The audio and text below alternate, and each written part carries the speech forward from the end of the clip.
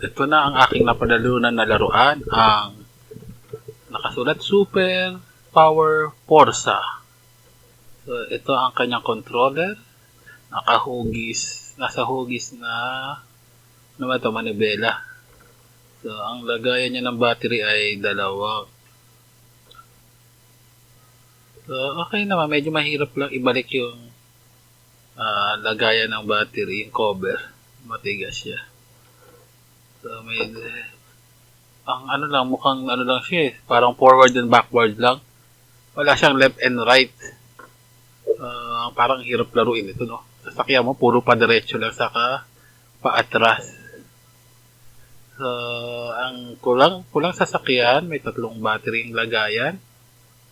Kung titingnan mo nga siya, medyo mas siya plasticky. Plastic yung pagkakagawa niya.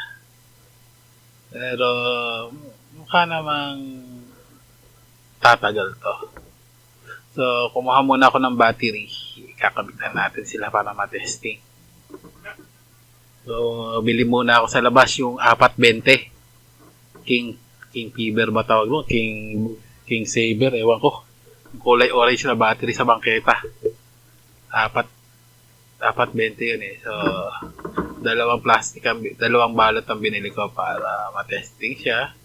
2 sa controller, tapos 3 doon sa sa sasakyan mismo. So, minsan dapat tingnan nyo kung tama yung pagkakalagay ng battery.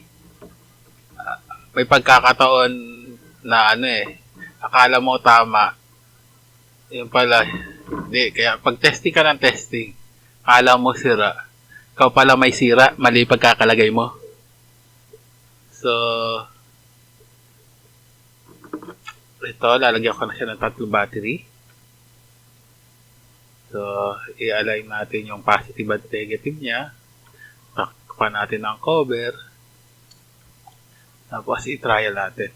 Kung mapapansin nyo, yung gulong nga sa harap palang siya. Wala siyang control na left and right, oh. Pero maluwag siya. So, forward, backward, pinipindot ko forward. Tapos backward. So, dalawa lang eh. So, yun. Yung gulong niya sa harap talagang wala eh. Kahit saan ko tingnan talaga wala siyang pang left and right na movement. Para namang, kaya to? Pero maluwag siya. Kaya, gumagalaw siya ng konting left and right. Hindi siya nakafix katulad ng ibang sasakyan. So, ito, parang habang umandar siya, kusa siya magle-left and right, oh.